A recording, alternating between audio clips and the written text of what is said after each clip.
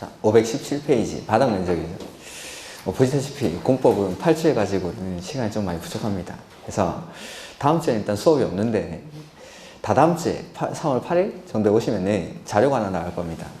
제가 판사한 거 똑같이 PPT 파일로 만든 건데 제가 이제 출판사에 주기 전에 원고입니다. 그게 제가 만들어 놓은 건데 그게 아직 출판이 되려면 되게 좀 시간이 오래 걸려가지고 여기는 조금 시간이 부족할 것 같아서 3월 달에는 제가 한 70페이지 정도 될 겁니다. 자료가 제 판사한 내용이랑 거기에다가 굳이 요약서가 안 봐도 될 정도로 제가 작년에 쓰던 게 있는데 그거보다 내용을 좀 많이 보충을 했습니다. 글자를 작게 만들어 가지고. 그래서 판사한 내용 거기 다 있고 그 다음에 거기에다가 내용을 좀 더 추가를 한 건데 기본서에 우리가 이제 중요한 내용들을 밑줄을 거의 다 쳤습니다. 그러니까 그거 하면서 그걸로 제가 판사한 시험을 좀 줄여가지고 그거 위주로 이제 수업을 나갈 겁니다. 그러니까 아마 3월 8일쯤 오면은 공법은 노트 같은 게 하나 있을 겁니다. 그거를 좀 구입을 하셔가지고 뭐 프린트 비용 정도만 받을 겁니다. 아마 제가 말씀드릴 테니까 이제 출판사에 주기 전에 원고기 때문에 페이지라든지 이런 건 안 나와 있습니다. 제가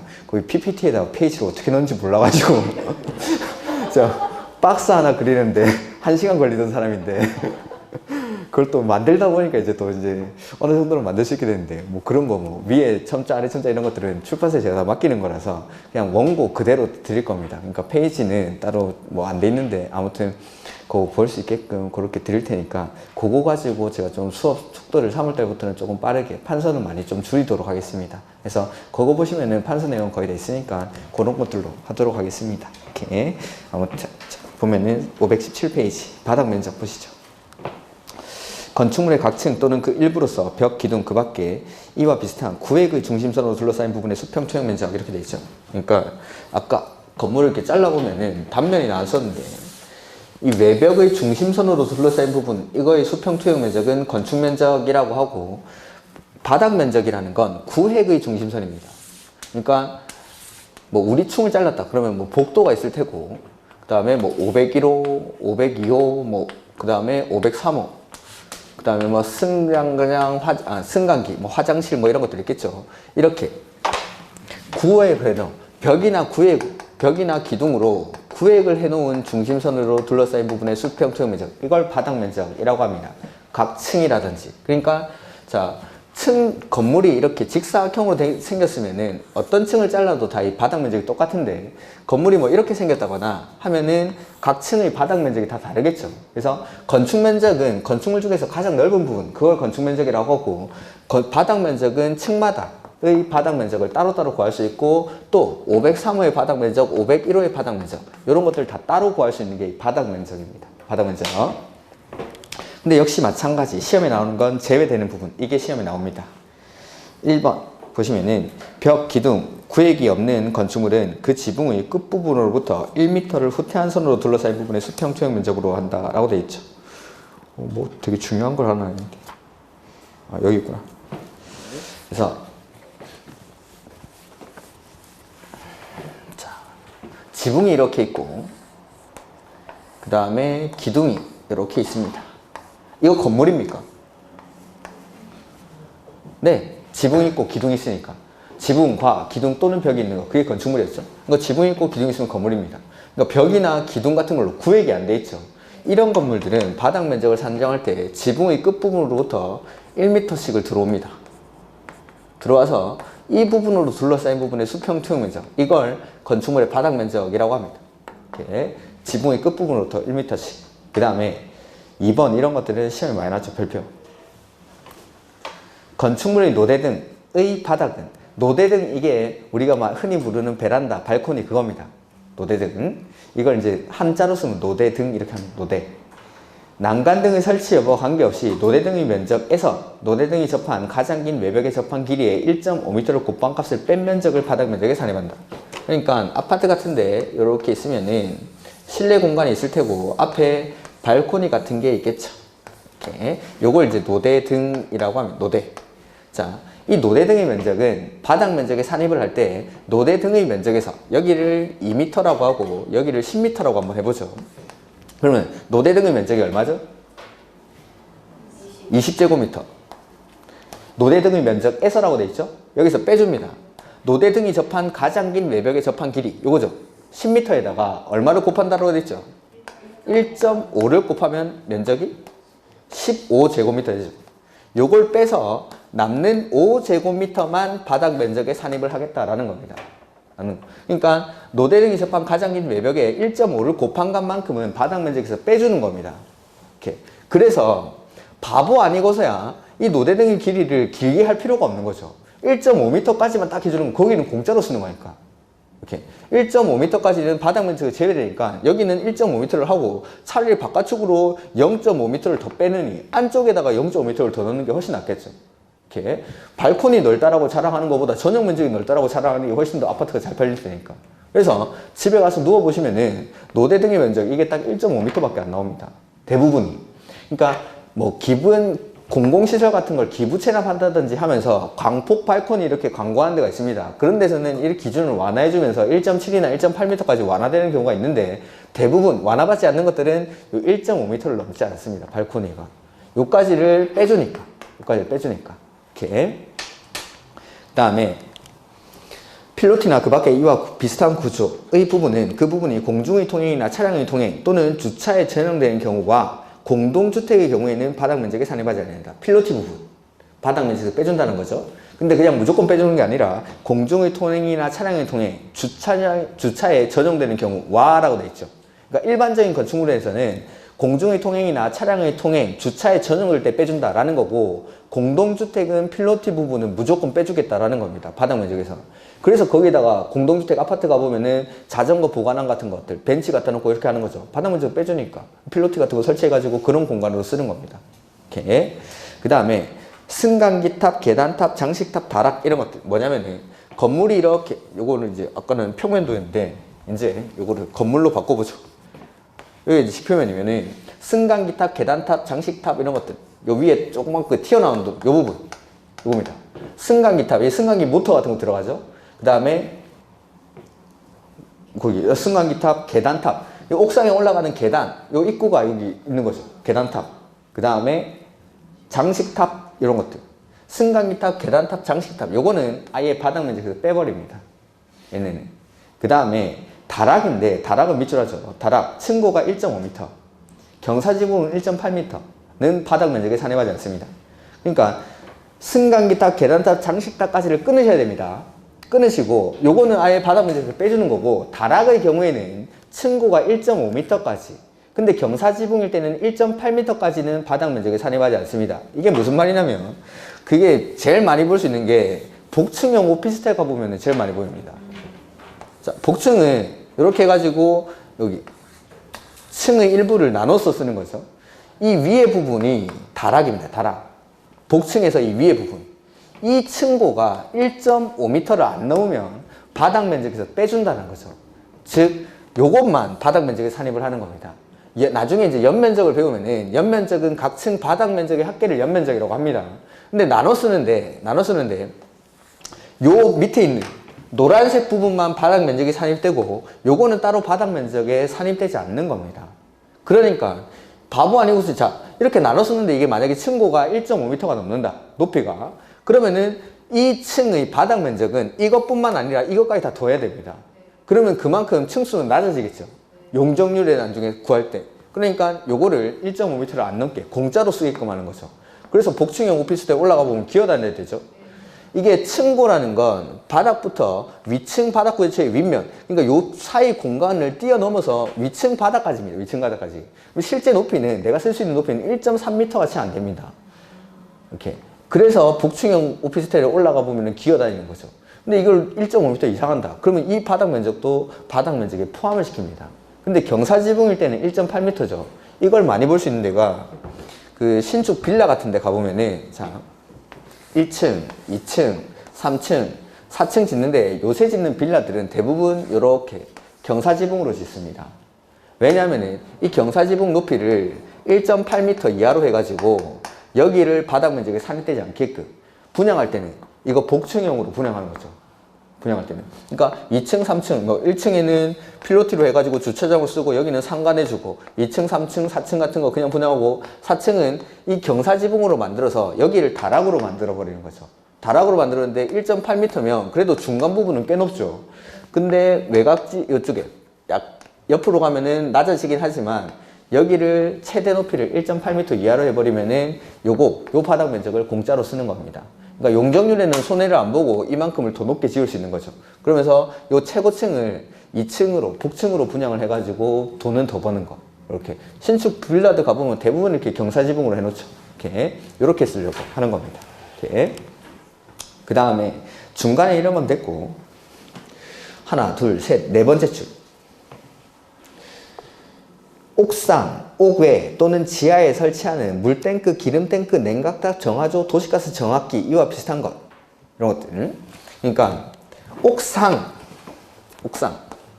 옥외 내지는 지하에 설치하는 물탱크, 냉각탑, 기름탱크, 정화조 이런 것들. 물탱크 보통 여기 있죠. 얼을 수도 있지만은 옥상에다 설치하는 이유는 그걸 설치해야 바닥 면적을 빼주니까. 정화조 같은 거 지하에 냄새나서 심는 게 아니라 요거 바닥 면적을 빼주니까. 그 다음에 기름탱크 이런 것들. 오래된 예전 목욕탕 같은 데 가보면은 건물 바깥에다가 기름탱크 설치해 놓는 거 있는데, 옛날 목욕탕 이런데. 그런데 그런 동네 안 살아보셨네. 저는 어릴 때 달동네에 살아가지고 부산에 가면은 수정동이라는 동네가 있습니다.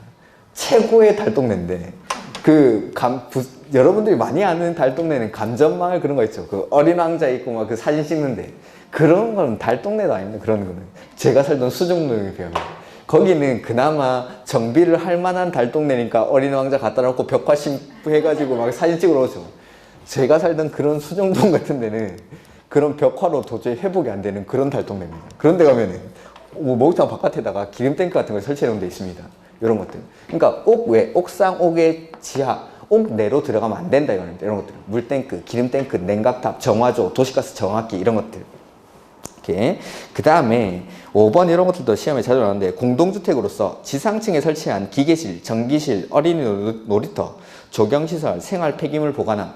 전기실 같은 게 옛날에 지어진 건물 가보면 지하에 있는데 그 지하에 놔두니까 전기인데 지하에 습기 차고 이러니까 고장이 자주 나는 거죠. 그래서 지상으로 올리는 겁니다. 대신에 바닥 면적에서 빼주는 거죠. 이런 것들. 그냥 뭐 나머지는 지금 안 보셔도 되겠습니다. 그 다음에 연면적.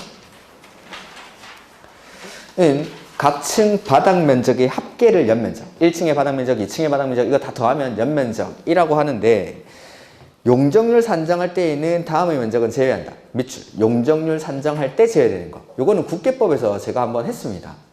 용적률 산정할 때. 그래서 지하층, 부설주차장, 피난공간, 대피공간 이런 것들은 용적률 산정할 때의 연면적에서 제외되는 겁니다. 용적률 산정할 때. 그냥 무조건 연면적을 빼주는 게 아니라 용적률 산정할 때만. 용적률 구하는 공식이 뭐였죠? 대지면적에 대한 연면적. 이 연면적에서 용적률은, 그러니까 이 연면적에서만 빼주는 게 지하층, 부설주차장, 피난공간, 대피공간 이렇게 기억하라고 했습니다. 그래서 지하층 이런 것들 용적률 산정할 때 빼줍니다. 그러니까 지하층을 타고 내려가면 공사비가 많이 듭니다. 그러니까 건축주들은 잘 설치를 안 하려고 하는데 지하층을 설치를 해야 건물이 지진이라든지 강풍이 견디는 능력이 올라가는 겁니다. 그래서 지하층을 파라는 거죠. 빼줄 테니까. 네가 짓는 건물에서 손해 안 보게 해줄 테니까 파라는 겁니다. 이런 것들은 공사비도 많이 들고 공사 기간도 많이 듭니다. 땅 밑으로 들어가 버리면. 그 다음에 뭐 땅 밑에 파다가 물 같은 거 나오죠. 공사 기간이 엄청나게 길어집니다. 비용도 커지고. 그러니까 잘 안 팔려고 하는데 용적률 산정할 때는 빼줄 테니까 파라는 거죠. 그 다음에 지상층의 주차장도 마찬가지. 이런 것들 설치 안 해버리면 주변 지역에 주차장이 발생하겠죠. 그 다음에 초고층 건축물이나 준초고층 건축물에서의 피난 안전구역. 뭐 60층짜리 건물인데 중간에 한 층을 통째로 비워버립니다. 60층짜리 건물에 만약에 10층쯤에 불이 났다라고 해보죠. 근데 내가 14층쯤에 일하고 있는 겁니다. 불 났다는 소식 듣고 내려가 보니까 뭐 이미 화염이 번져가지고 계단까지 다 불로 꽉 찼습니다. 내려갈 수는 없죠. 10층에서 갑자기 뛰어내릴까 생각하다가 너무 높은 겁니다. 10층에서 뛰어내리면 왠지 죽을 것 같아서 이제 뛰기 시작하는 거죠. 60층까지 뛰다 보면은 한 40층쯤 갔을 때 삶을 포기할까 말까라는 고민에 빠지겠죠.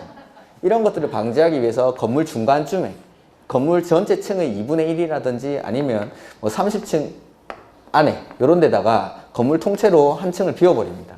이런 것들을 피난 안전구역이라고 합니다. 여기 방화벽을 설치해가지고 지상층으로 내려가는 직통계단도 설치하고 화재 같은 데 갔을 때 피할 수 있게끔. 그 다음에 경사지붕 아래 대피공간이라는 건 뭐냐면 11층 이상인 건축물로서 11층 이상인 부분의 바닥 면적 합계가 1만 제곱미터 이상이고 지붕이 평지붕이죠. 그러면 건물 옥상에다가 이거 설치해야 됩니다. 이게 뭐죠? 그렇죠. 헬리포트 할 때 이게 H가 아니라 11층 이상이고 이게 평지붕이다 이 말입니다. 진짜 받아들이는 건 아니죠. 농담인데. 그러니까 요건은 맞습니다. 거짓말은 아니고 11층 이상이고 11층 이상의 부분을 바닥 면적 합계가 1만 제곱미터 이상이면은 평지붕일 때 헬리포트를 설치합니다. 근데 이게 만약에 경사지붕이면 헬리포트 설치할 수 없겠죠. 그럴 때 이 경사지붕 아래에다가 대피 공간을 설치합니다. 그것도 바닥 면적, 연면적에서 빼줍니다. 용적률 산정할 때. 요 네 가지 시험에 무지하게 나왔어요. 이렇게. 그 다음에 건축물의 높이인데 지표면으로부터 건축물의 상단, 옥상 바닥을 상단이라고 합니다. 옥상 바닥까지. 근데 건축물의 1층 전체의 필로티가 설치되어 있는 경우에는 그 부분을 제외한 높이로 한다. 필로티는 시험에 나오면 대부분 빠진다고 생각하시면 됩니다. 대부분이. 그 다음에 이거 1번은 됐고 3번 나머지도 일단은 놔두십시오. 이거는 그냥 3월달에 보도록 하겠습니다. 그 다음에 처마 높이, 처마 높이는 어떻게 시험에 거의 안 나온다고 생각하시면 되는데 건물이 이렇게 있으면 처마 높이라는 건 지표면으로부터 처마 끝까지 이게 아닙니다. 이게 아니라 지붕을 받치는 깔때기 같은 게 있는 거 요까지를 처마 높이라고 합니다. 처마 높이. 그래서 지표면으로부터 건축물이 지붕틀 또는 이와 비슷한 수평재를 지지하는 벽, 깔돌이 또는 기둥의 상단까지 요까지. 그러니까 요 처마 끝까지 요 높이가 아니라는 겁니다. 요게 아니라 요 지붕 다 받치는 거, 지붕 틀이 있는데 요까지를 처마 높이라고 합니다. 반자 높이랑 비교해야 되는 게 밑에 있는 층고인데 층고는 이제 시험에 가끔씩 출제가 되죠.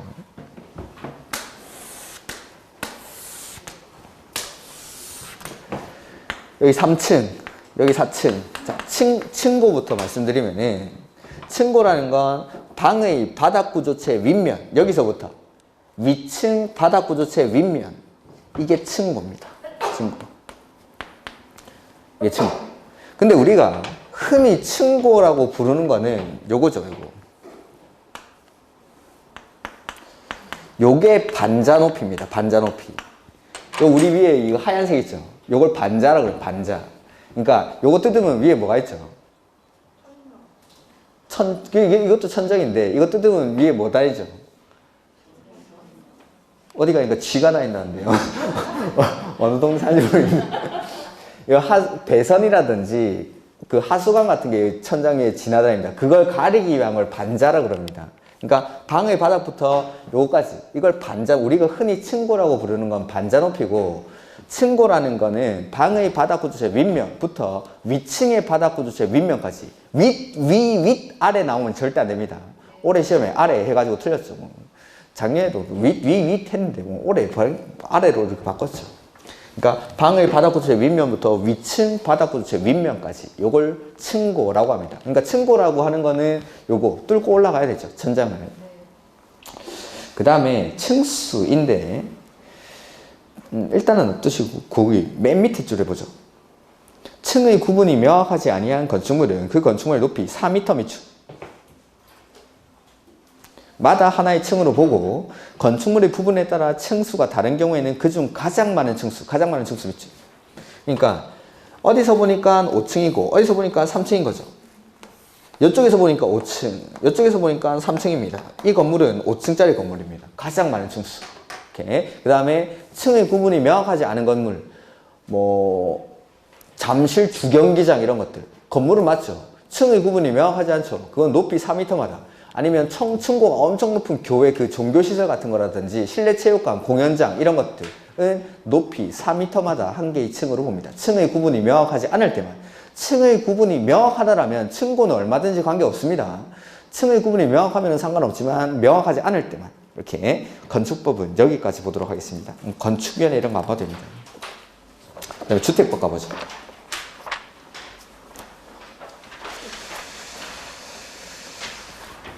건물에 관한 일반법이 건축법이라면 주택법은 공동주택에 대해서 특별히 규제를 하기 위한 법입니다. 그래서 뭐 주택법에는 첫 번째,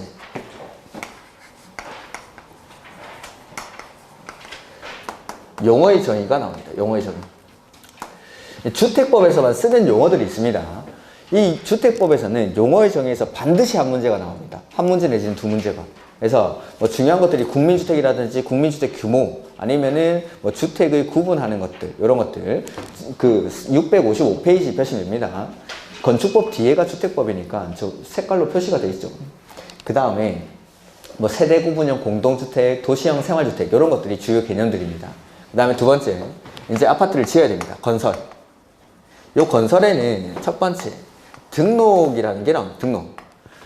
건축법에서는 건물 짓는 사람을 건축주라고 부르는데 주택법에서는 사업주체라고 합니다. 이 사업주체가 되려는 사람은 미리 국장에게 등록을 해야 되는데 그 등록의 요건이 있습니다. 두 번째는 조합이 나옵니다. 조합은 시험 문제라고 했죠. 지역주택조합, 직장주택조합, 리모델링 주택조합, 이런 것들을 묶어서 주택조합이라고 부릅니다. 당연히 엄청 중요한 겁니다. 그 다음에 우리 건축법에서는 건물 지을 때 뭐 봤죠? 허가 봤죠. 주택법에서는 건물을 건축하려고 할 때 사업, 계획, 승인이라는 걸 받습니다. 건축법에서는 건축허가, 주택법에서는 사업, 계획, 승인 이렇게 부릅니다. 이렇게. 그 다음에 이렇게 지어진 주택을 공급을 해야 됩니다. 이 공급에는 우리가 뉴스에서 많이 듣는 단어들이 나옵니다. 분양가 상한제, 투기과열지구, 조정대상지역, 전매제한, 공급질서 교란행위라고 해가지고 각종 분양권이나 그 딱지들 이런 것들 사고팔고 하는 것, 입주자 저축증서 사고팔고 하는 사람들, 그런 사람들 처벌하는 행위, 요게 거기서 나옵니다. 그러니까 주택을 공급하는 질서를 교란하는 행위들, 이런 것들을 처벌하는 겁니다. 공급. 그래서 주택법에 따라서 사업계획 승인을 받고 지어지는 건물들은 여기 공급에 나오는 제도들의 규제를 다 받는 겁니다. 그러니까 건축 허가받고 지어진 건물에 분양가 상한제 적용하고 그런 거 아닙니다. 건축 허가받고 지어지는 건물은 뭐 투기과열지구, 조정대상지역 이런 거 아무 상관없습니다. 근데 요거 사업계획 승인받고 지어지는 건물에 여기서 나오는 분양가 상한제, 투기과열지구, 조정대상지역 이런 게 적용이 되는 겁니다.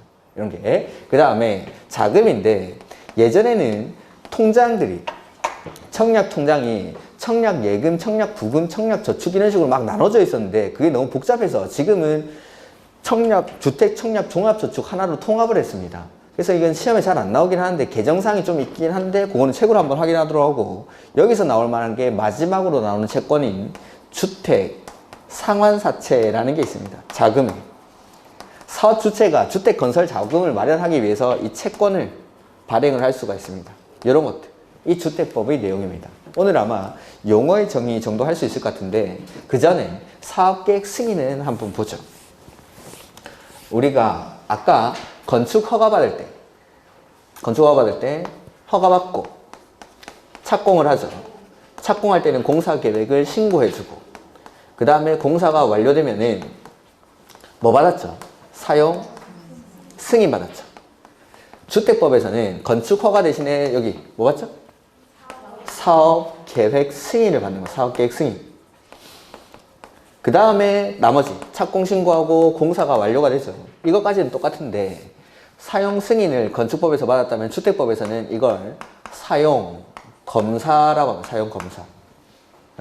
그러니까 건축법의 건축 허가에 대응되는 게 주택법에서는 사업 계획 승인. 그 다음에 건축법의 사용 승인에 대응되는 게 주택법에서는 사용 검사. 아까 사용 승인은 우리 책에는 안 나왔는데 이거 7일 안에 검사를 실시한다고 했죠? 주택법에서는 이게 15일입니다. 15일.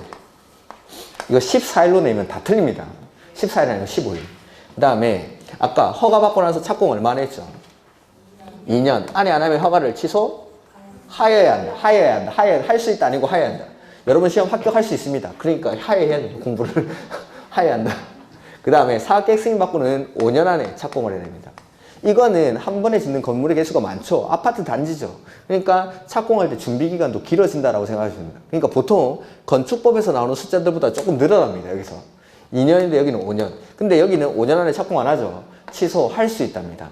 그리고 하나만 이것만 알아도 문제가 풀릴 때가 있는데 주택법에서 취소 나오죠. 무조건 할 수 있다. 뭔지 몰라도 그냥 취소 나오면은 할 수 있지. 하여야 하는 취소는 주택법에서는 단 하나도 없습니다. 여러분이 배우는 범위 안에서는. 이게 30회 기출문제, 30회 기출. 뭔지 모르겠는데 아무튼 하여야 한다로 하나 나왔었는데 그게 정답이었습니다.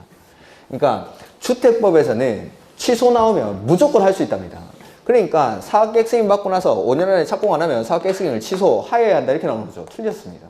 할 수 있답니다. 할 수 있다. 뭐 다른 거에서도 취소 나오면 무조건 할 수 있답니다. 주택법에서는 취소 나오면 무조건 할 수 있다. 이렇게 요것만. 그 다음에 나머지 용어들 좀 보면은 각종 주택의 개념에서 나오는데, 주택이란 장기간 독립된 주거생활을 할 수 있는 구조로 된 건축물의 전부 또는 일부 및 그 부속 토지를 말하며 단독주택과 공동주택으로 구분한다 해서, 단독주택에는 단독, 다중, 다가구, 공동주택은 아파트, 연립, 다세대 이렇게 나옵니다. 근데 주택법의 분류고 건축법에 가면은 이 주택의 분류에다가 하나씩 더 추가를 해야 됩니다. 단독주택에는 지금 보시면 단독, 다중, 다가구 이렇게 있죠. 근데 여기에 건축법에는 공관이라는 게 추가가 됩니다. 공간. 그 다음에 공동주택은 아파트, 연립, 다세대 이게 주택법에서의 분류인데, 건축법에 가면은 기숙사가 주택에 포함이 됩니다. 기숙사가. 근데 주택법에서는 요거 빠집니다. 얘네들은 분양의 대상이 아니기 때문에 주택법에서는 주택으로 보지 않습니다. 건축법에서는 이거 주택인데, 그러니까 건축법에서 물어보는지 주택법에서 물어보는지 그걸 보셔야 됩니다.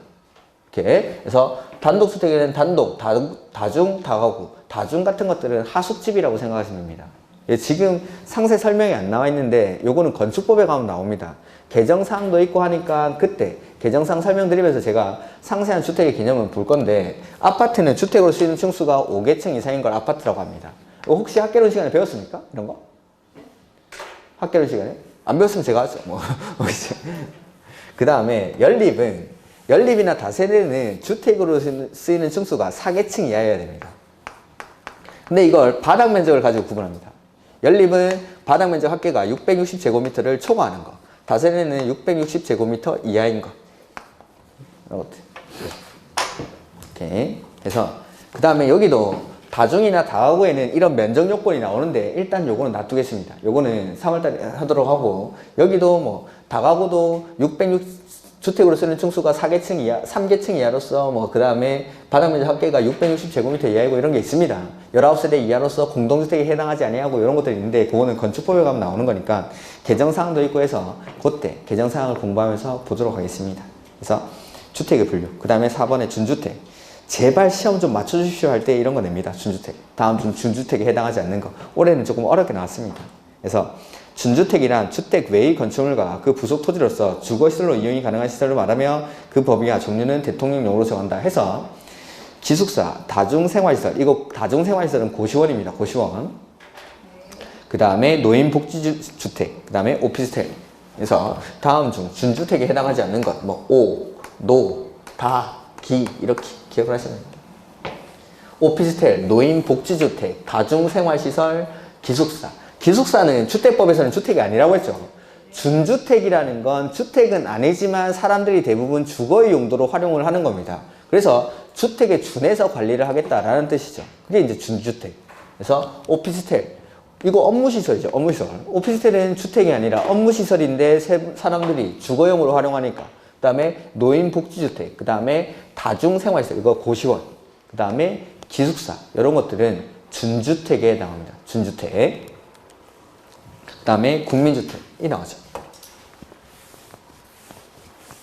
주택을 구조를 가지고 구분을 하면은 단독이랑 공동으로 구분하는데, 자금을 가지고 구분하면은 국민주택이랑 민영주택으로 구분합니다. 국민주택이란 국민주택 규모에 해당하는 주택으로서 공공이 직접 건설하거나 내지는 공공의 자금으로 건설되는 주택을 국민주택이라고 합니다. 근데 국민주택이 아니면 싹 다 민영주택입니다. 민영주택은. 그럼 뭐가 민영주택에다가 아니라 국민주택에 해당하지 않으면 싹 다 민영주택에 해당합니다. 그래서 보시면은 국민주택이란 다음의 어느 하나에 해당하는 주택으로서 거기 밑줄 국민주택 규모 이하, 1번 국가, 지자체, 주공 내지는 지방공사가 건설하는 주택. 국가, 지자체, 주공, 지방공사, 공공이죠. 이 사람들이 직접 건설하는 주택. 공공이 직접 지은 겁니다. 그 다음에 두 번째는 국가, 지자체의 재정 또는 주택도시기금으로부터 자금 지원을 받아 건설되거나 개량되는 주택. 즉 공공의 자금으로 건설되는 주택을 국민주택이라고 합니다. 근데 규모가 국민주택 규모 이하일 때, 그 다음 국민주택 규모라는 게 나오죠. 국민주택 규모란 주거의 용도로만 쓰이는 면적, 이걸 주거전용 면적이라고 하는데 1호 1세대당 밑줄 85제곱미터 이하. 근데 가로 안에 수도권을 제외한 도시지역이 아닌 읍 면지역에서는 밑줄 100제곱미터 이하. 이 경우 주거전용 면적을 산정하는 방법은 국토교통부를 0으로 정한다 이렇게 해가지고 그거 방법이 있는데 그런 것들은 모르셔도 됩니다. 그래서 국민주택 규모랑 국민주택은 그럼 같은 말입니까? 다른 말입니까? 다른 말이죠. 국민주택 규모라는 건 규모를 말하는 겁니다. 85제곱미터 이하인 주택. 근데 국민주택이라는 건 85제곱미터 이하인 주택으로서 공공이 직접 건설하거나 내지는 공공의 자금으로 건설되는 주택. 자, 그러면은 LH 공공입니까? 민간입니까?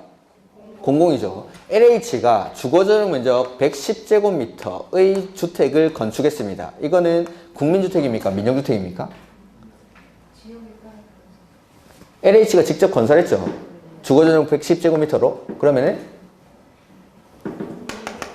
국민주택 규모를 초과해버리니까. LH가 짓는다고 무조건 국민주택이 아닙니다. 국민주택 규모를 이하일 때만. 공공이 짓더라도 국민주택 규모일 때만 국민주택 규모에 해당합니다. 이렇게. 그래서 공공이 짓거나 공공의 자금으로 건설되는 주택으로서 국민주택 규모 이하에 해당하는 주택. 그래서 국민주택 규모라는 건 85제곱미터 이하. 근데 수도권을 제외한 도시지역이 아닌 읍 면지역에서는 100제곱미터 이하인 것을 말합니다. 이렇게. 그 다음에 임대주택, 토지임대부 분양주택 이런 것들은 일단 놔두십시오. 그 다음에 세대구분형 공동주택 이거 보죠. 자, 예전에 4인 가구가 제일 많을 때 가장 인기 있던 평형이 32평짜리 정도 해서 뭐 현관이 있고 그 다음에 뭐 방 하나, 둘, 셋 해서 뭐 큰 방, 작은 방 2개, 그 다음에 뭐 화장실 하나, 부엌이랑 거실 뭐 이런 식으로 방 3개, 거실 하나 뭐 이렇게 있는 집이죠. 그래서 원래는 이제 4인 가구들이 이런 것들을 선호를 했었는데 4인 가구가 점점 분할을 하는 거죠. 그래서 원래는 엄마, 아버지, 아들, 딸 이렇게 살았었는데 아들 군대 갔습니다. 딸이 시집 가죠. 더 이상 이 공간들이 필요가 없으니까 어머니가 매일 방황을 하는 겁니다. 아버지는 큰 방에 주무시고 엄마는 하루는 아들방, 하루는 딸방, 하루는 거실 이렇게 자는 거죠. 해서 남는 공간을 어떻게 활용할까 해서 요걸 만듭니다. 세대 구분형 공동주택. 세대를 구분합니다. 하나의 자, 여기가 101호인데 하나의 101호를 세대를 구분하는 거죠. 이렇게 구분해서 따로 독립된 현관을 설치해주고 독립된 주거 생활이 가능하도록 구분된 공간마다 각각 욕실이랑 부엌도 설치를 해줍니다. 이렇게 해서 쓰는 걸 세대 구분형 공동주택이라고 합니다. 이렇게. 자, 보면은 세대 구분형 공동주택이랑 공동주택의 주택 내부 공간의 일부를 세대별로 구분하여 생활이 가능한 구조로 하되 그 구분된 공간의 일부를 밑줄 구분 소유할 수 없는 주택. 그러니까 소유권을 산정할 때는 구분 소유가 안 되니까 하나로만 산정하는 겁니다. 독립된 현관이 있더라도. 그래서 보면은 가로 1번에 종류가 2가지가 있습니다. 사업계획 승인을 받아 건설하는 공동주택 돼 있고 동그라미 2번 옆에 페이지 보시면은 공동주택관리법에 따른 행위 허가를 받거나 신고를 하고 설치하는 공동주택의 경우, 즉 기존의 32평짜리를 리모델링을 통해서 이렇게 만들 수도 있고 신축하는 아파트에다가 이런 구조를 가진 건물을 지을 수도 있다는 겁니다.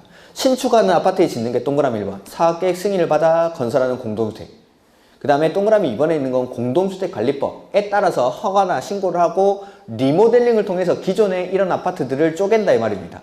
이렇게 그래서 요건이 나오는데 657페이지 세대별로 구분된 각각의 공간마다 별도의 욕실, 부엌, 현관을 설치할 것. 그 다음에 하나의 세대가 통합해서 사용할 수 있도록 세대 간의 연결물 또는 경량구조의 경계벽을 설치할 것.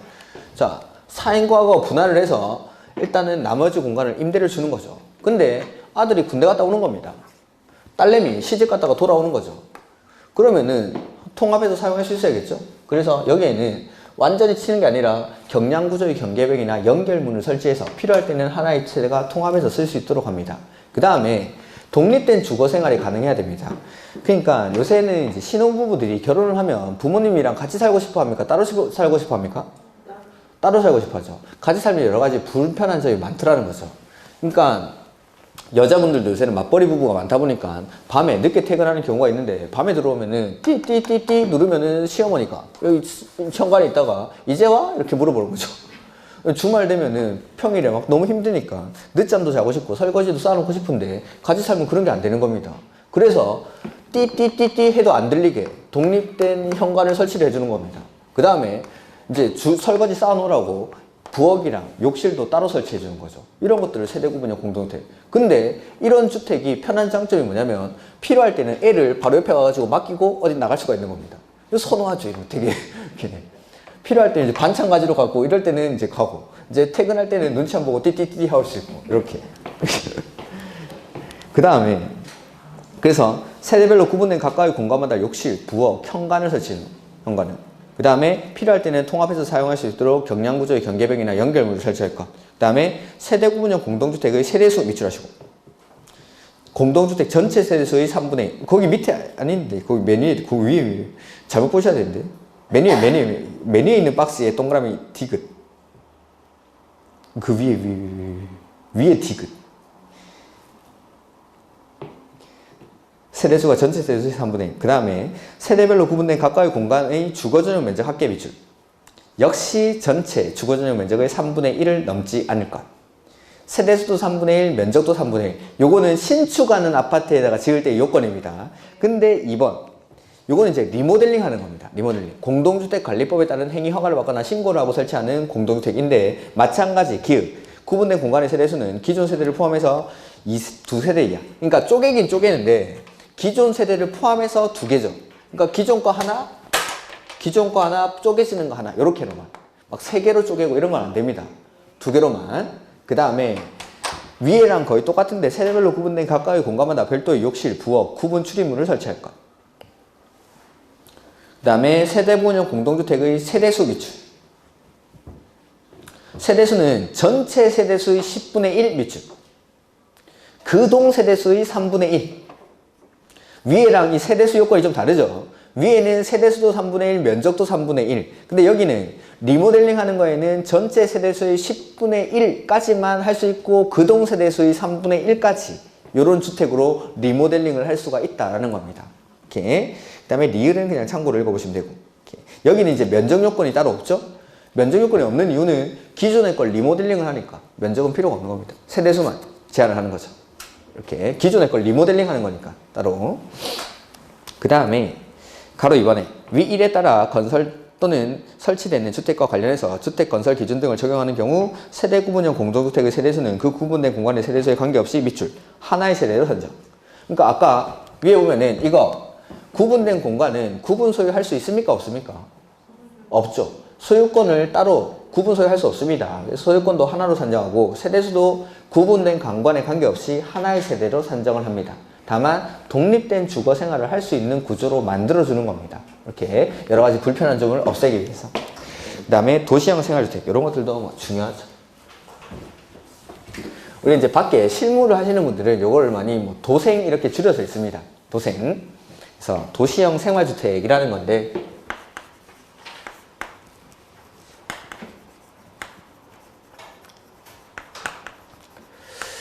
종류는 세 가지가 있습니다. 도시지역에 건설하는 300세대 미만의 국민주택 규모에 해당하는 주택으로서 종류는 첫 번째 단지형 연립, 그 다음에 두 번째는 단지형 다세대, 그리고 세 번째가 원룸형 주택이라는 게 있습니다. 원룸형 주택. 이렇게. 자, 연립이나 다세대는 원래 주택으로 쓰는 층수가 4계층 이하인 것들입니다. 4계층 이하. 근데 요거 도시형 생활주택으로 지으면은 5계층까지 건축할 수 있다. 이게 끝입니다. 그러니까 시험에 거의 안 나옵니다. 이런 것들은. 보면은 도시형 생활주택이란 밑줄 300세대 미만. 국민주택 규모까지 비추. 해당하는 주택으로서 도시형 생활주택이니까 도시에 건설할까요? 시골에 건설할까요? 도시에. 도시 지역에 건설하는 다음의 주택을 말한다. 해서 종류는 단지형 연립, 단지형 다세대, 원룸형 이렇게 나와 있죠. 그래서 단지형 연립이나 단지형 다세대 이거부터 보죠. 원룸형 주택이 아닌 연립주택, 원룸형 주택이 아닌 다세대 주택으로서 인데 건축법에 따라 심의를 받은 경우에는 주택으로 쓰이는 층수를 밑줄 5개층까지 건축할 수 있다.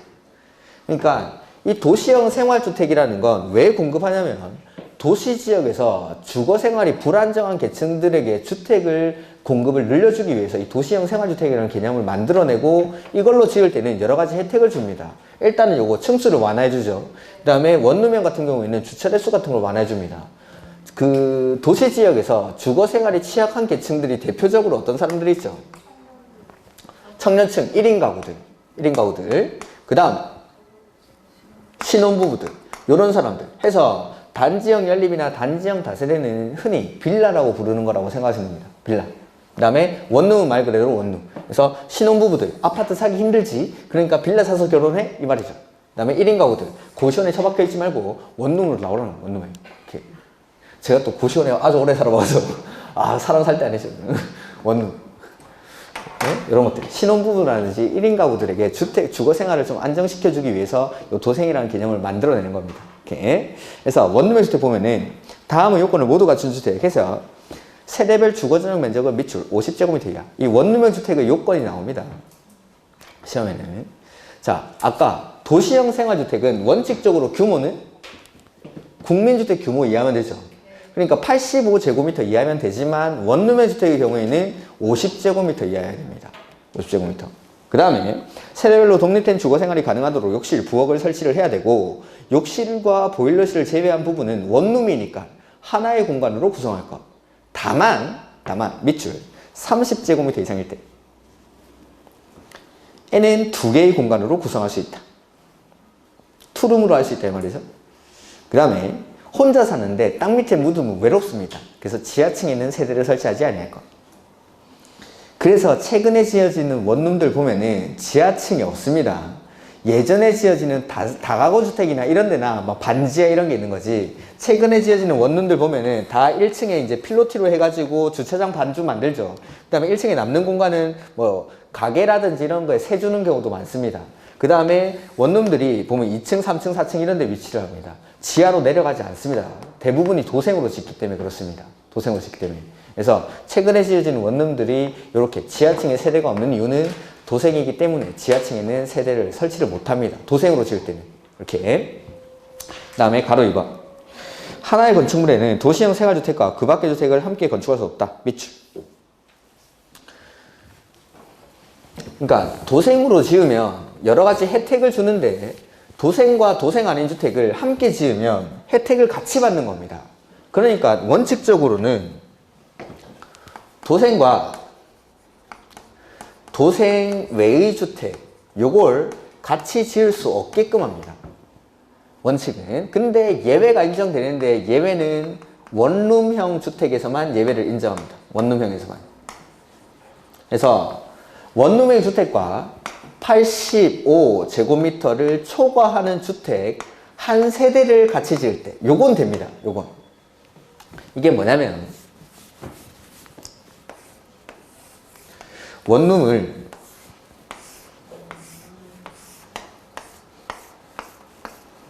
하나, 둘, 셋, 넷, 다섯, 여섯. 하나, 둘, 셋, 넷, 다섯, 됐다. 자, 이렇게 하면은 30개죠. 30개 호실인데 월세를 한 개에 50만원씩 받으면은 한 달에 얼마죠? 1,500. 이 계산이 안 됩니까? 1,500.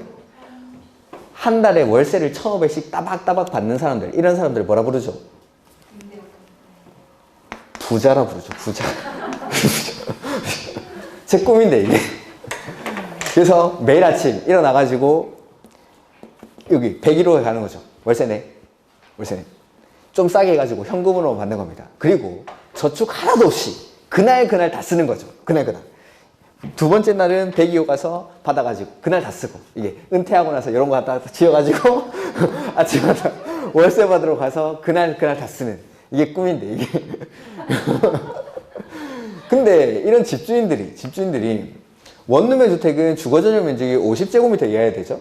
근데 이런 원룸의 주택에다가 다른 걸 같이 못 짓게 하면은 이렇게 월세가 1,500만 원씩 들어오는 사람인데 이 사람이 멀리서 관리하기 싫고 여기 살면서 관리하고 싶은 거죠.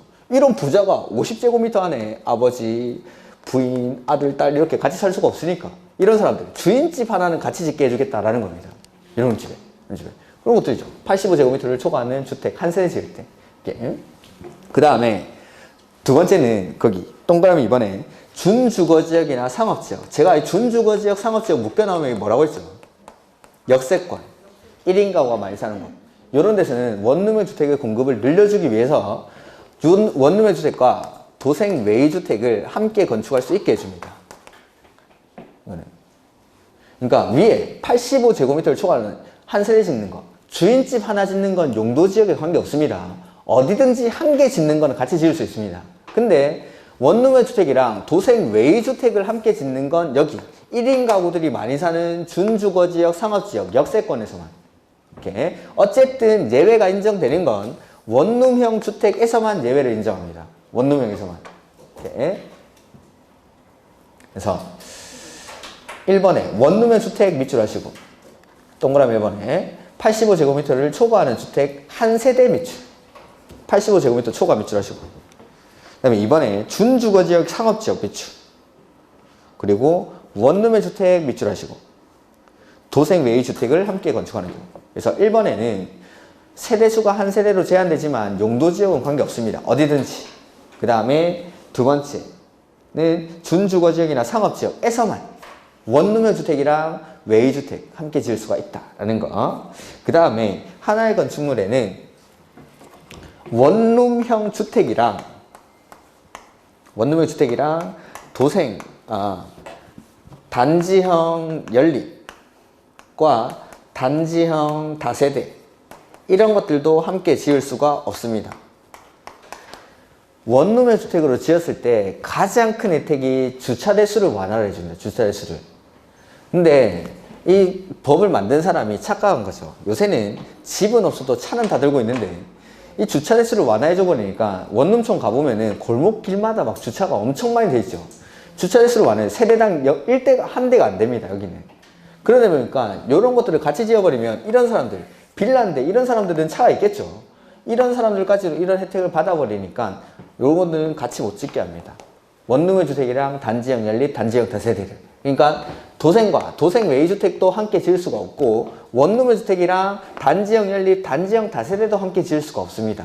그리고 예외가 인정되는 건 원룸의 주택인데 원룸의 주택이랑 주인집 하나 같이 짓는 거. 그 다음에 준주거지역이나 상업지역에서는 도생 외의 주택과 원룸의 주택을 함께 지을 수가 있습니다. 여기는 1인 가구가 많으니까 원룸의 공급을 늘려주기 위해서 이렇게 하는 겁니다. 이렇게. 그 다음에 11번, 12번, 13번 이런 거 안 받아줍니다. 그 다음에 각종 시설의 개념이 이렇게 나오는데 부대시설은 아파트 지으면 따라오는 겁니다. 도로, 담장, 옹벽, 축대 뭐 이런 것들. 이렇게. 그 다음에 복리시설이라는 건 아파트 입주민의 편익을 위해서 필요한 시설들, 뭐 근린생활시설, 상가라든지 운동시설 이런 것들입니다. 이렇게. 그래서 이런 것들은 나중에 문제 풀어보면서 좀 구분을 하시면 됩니다. 그 다음에 기반시설은 국계법에 따른 기반시설이고 기간시설 이런 것들은 저 뒤에 가면은 배우니까 기간시설은 뒤에 보죠. 간선시설 보죠. 간선시설이란 도로, 상하수도, 전기, 가스, 통신, 지역 난방시설 등 얘네를 기간시설이라고 합니다. 방금 읽은 거 도로, 상하수도, 전기, 가스, 통신 및 지역 난방시설 우리 방금 넘어온 거 있죠? 기간시설? 이게 기간시설입니다. 그래서 아파트 단지 안에 도로, 상하수도, 전기, 가스, 통신, 지역 난방시설 이런 게 있을 텐데 아파트 단지에 전기, 가스 같은 것들이 공급이 되려면 단지 밖에 있는 전기, 수도, 가스, 통신, 지역 난방시설이랑 요거를 연결을 시켜줘야겠죠? 이 연결시키는 걸 간선시설이라고 합니다. 간선시설.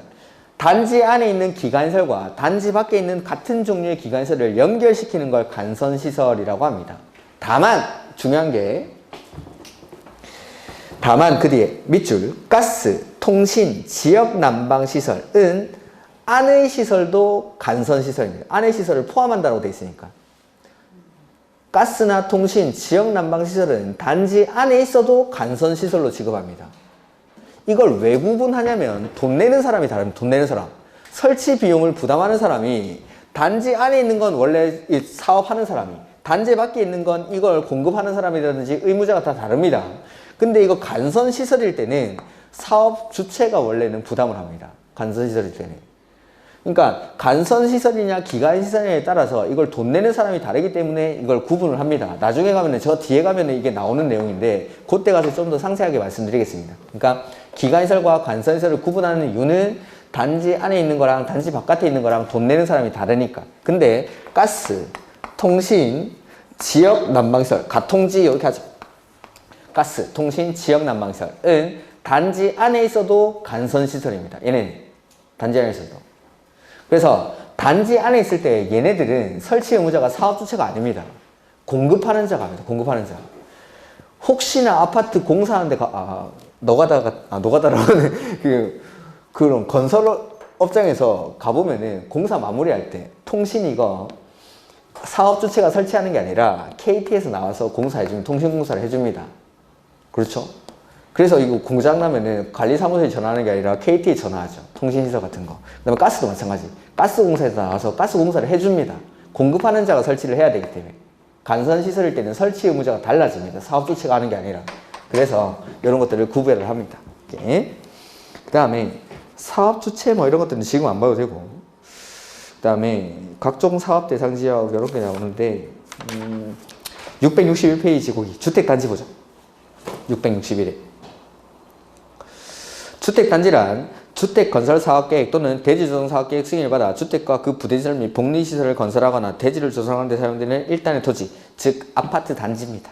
아파트 단지.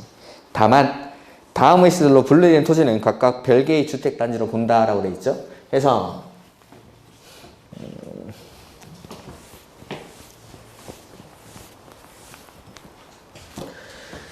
여기 단지가 있고 여기 단지가 있는데 중간에 밑에 있는 그 박스에 있는 것들이 지나다닙니다. 그러면은 요걸 각각 별개의 단지로 보겠다라는 겁니다. 요게 아니면 이걸 하나의 단지로 볼 수 있다라는 거죠. 별개의 단지랑 하나의 단지가 차이점이 뭐냐면 자, 여기를 면적을 3만, 여기를 2만이라고 해보죠. 그러면 이게 하나의 단지다라고 하면은 전체 대지 면적이 5만이 되는 거예요. 5만. 그러면 이 지역에 적용되는 건폐율이 만약에 40%다. 라고 하면은 이 2만에다가 아파트를 싹 몰아서 짓고 3만에는 다른 것을 설치하면 됩니다. 근데 이게 각각 별개의 단지죠. 그러면은 건폐율이나 용적률을 각각으로 다 적용하는 겁니다. 이 2만의 40%에다가 건물 지어야 되고 그 다음에 3만의 40%에다가 건물 짓고 나머지 공간에 주차장이라든지 이런 것들을 설치하는 거죠. 이렇게 관리 주체도 달라지고 그 다음에 건폐율이나 용적률을 통합 적용하는지 별도로 적용하는지 이런 것들이 달라지는 겁니다. 각각의 단지로 보는지 하나의 단지로 보는지에 따라서. 그래서 중간에 어떤 시설들이냐면 철도, 고속도로, 자동차 전용도로 이런 것들. 거기 1번에 있죠? 철도, 고속도로, 자동차 전용도로. 그 다음에 일반 도로는 20m 이상. 그 다음에 예정도로는 8m 이상.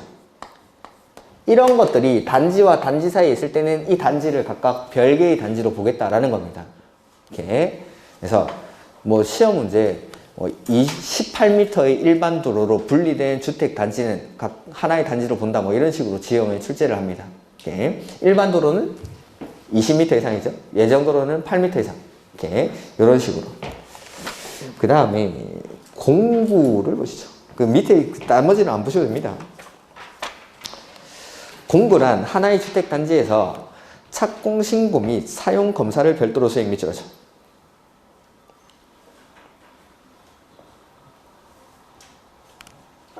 그러니까 공구라는 거, 공사 나눠서 하는 거죠. 착공신고랑 사용검사를 별도로 수행할 수 있습니다. 그래서 1번에 보면은 다음의 어느 안에 해당하는 시설을 설치하거나 공간을 조성해서 밑줄 6m 이상 의 너비로 공구간 경계를 설정할 것. 그 경계 안에다가 뭘 넣는지는 관계없습니다. 도로, 뭐 주차장, 옹벽, 축대 뭘 넣든지 관계없는데 공구와 공구 사이는 6m 이상을 띄워야 됩니다. 그 다음에 공구별 세대수는 밑줄 300세대 이상. 그러면 전체 세대수가 얼마 이상일 때 공구별로 나눠서 사업을 할 수 있을까요? 그렇죠. 공구라는 건 최소한 1공구, 2공구로는 나눠야 되니까. 1공구 최소 300, 2공구 최소 300이니까 전체 세대수가 600세대 이상일 때 공구별로 나눠서 사업을 할 수가 있다라는 것은. 그 다음에 리모델링이 나오죠. 리모델링.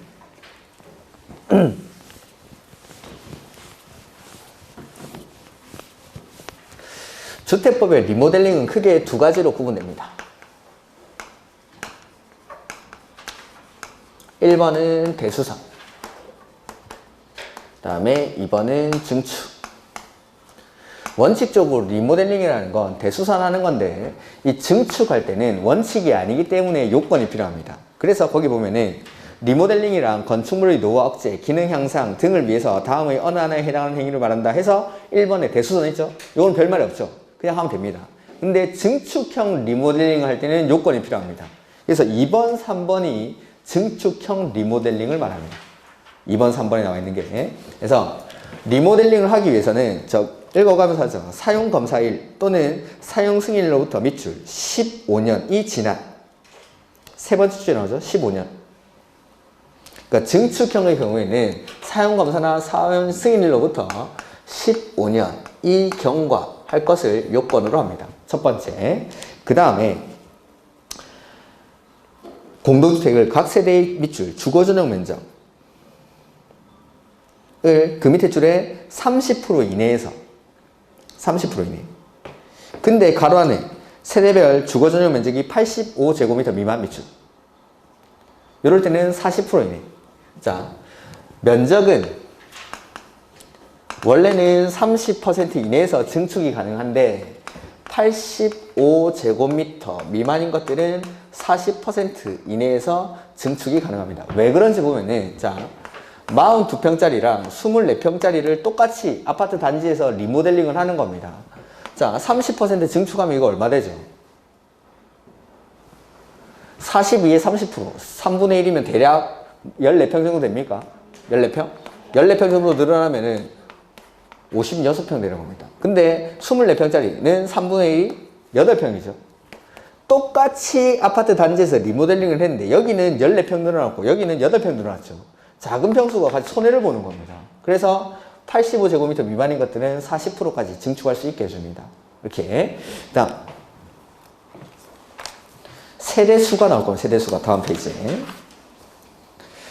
그냥 뭐 공동주택의 경우에는 기능 향상을 위해서 공용 부분에 거기 밑줄에 놨죠. 맨 위에 공용 부분에 대해서는 별도로 증축할 수 있다. 그 다음에 세대수는 15% 이내에서 증축이 가능합니다. 세대수는 거기 밑줄 세대수의 15% 이내. 그 다음에 증축형 리모델링을 할 때는 수평 증축할 수 있고 수직 증축할 수 있습니다. 수평 증축이라는 거는 기존의 동과 기존의 동 사이에 새로 한 동을 더 짓는 거겠죠. 이거는 새로 짓는 거니까 별로 문제될 게 없습니다. 이게 수평 증축, 옆에다가 한 동 더 짓는 거. 수직 증축은 위에다가 쌓아 올리는 겁니다. 이거는 이제 문제가 되겠죠. 잘못 쌓아 올렸다가는 14층에 자고 있다가 다음날 아침에 되면 1층에 자고 있는 겁니다. 큰일 나겠죠. 그러니까 이 수직 증축형 리모델링일 때는 요건을 필요로 하는 겁니다. 그 밑에. 다만 수직으로 증축하는 행위는 다음의 요건을 모두 충족하는 경우로 한다 해서 최대 3개층까지 증축이 가능한데 기존 건축물의 층수를 가지고 구분합니다. 해서 A에 기존 건축물이 밑줄 15층 이상 인 경우에는 3개층까지. 그 다음에 기존 건축물이 14층 이하는 2개층. 그 다음에 이 위에다가 2개층, 3개층을 쌓아 올렸을 때 이 건물이 버틸 수 있는지를 알아야 되니까 신축 당시에 구조도를 보유하고 있을 것 밑줄.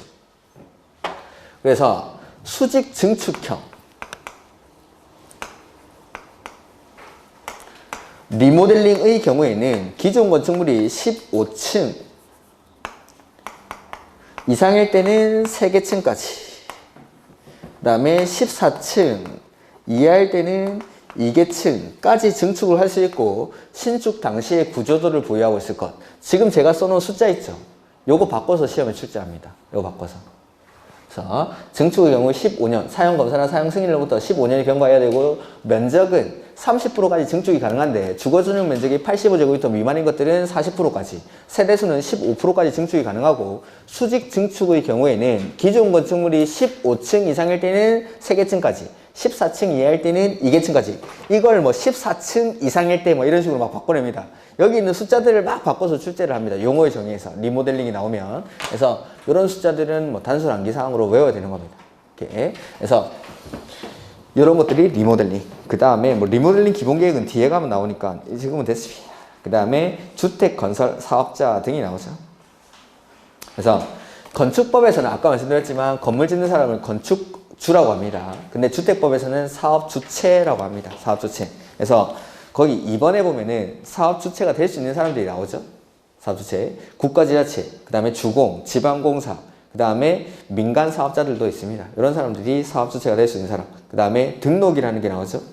그래서 연간 단독주택은 20호, 공동주택은 20세대, 대지조성사업은 1만 제곱미터 이상의 사업을 하려는 자입니다. 하려는 자.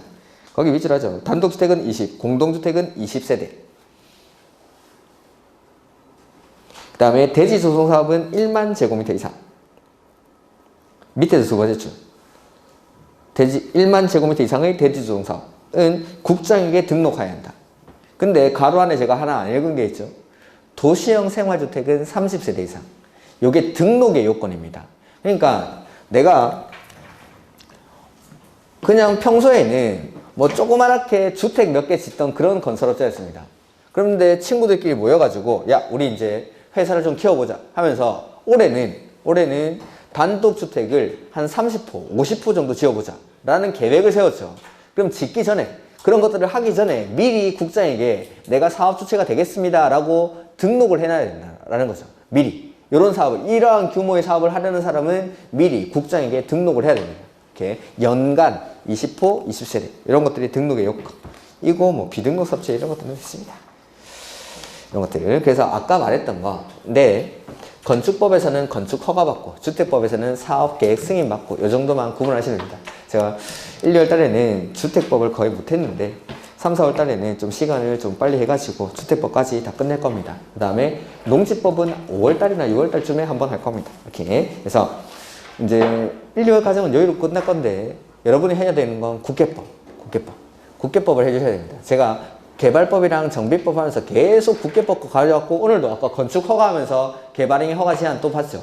그러니까 국계법에서 나오는 뭐 제한 이런 것들을 다 갖다 쓸 겁니다. 제가 계속 해서 앞으로도. 근데 건축법이나 주택법은 좀 예외적이긴 하죠. 암기사항이 많다 보니까. 그래서 이런 것들은 제가 시간 될 때 충분히 이해가 되시게끔 말씀을 드릴 테니까 일단은 초반에는 이해가 필요한 앞부분에 좀 치중을 하셨으면 좋겠습니다. 자, 해가지고 아마 다다음 주 오시면은 자료가 하나 나갈 건데 한 70페이지 정도 될 겁니다. 그거 가지고 제가 주로 그걸로 진도를 나가고 거기에는 아무래도 요약이 돼 있다 보니까 기본서도 가지고 오셔야 됩니다. 필요한 부분들은 제가 기본서를 찾아가지고 설명을 드릴 겁니다. 이렇게. 그래서 오늘 수업 여기까지 하고 뭐 한 주 잘 쉬시고 다다음 주 뵙도록 하겠습니다. 수고하셨습니다.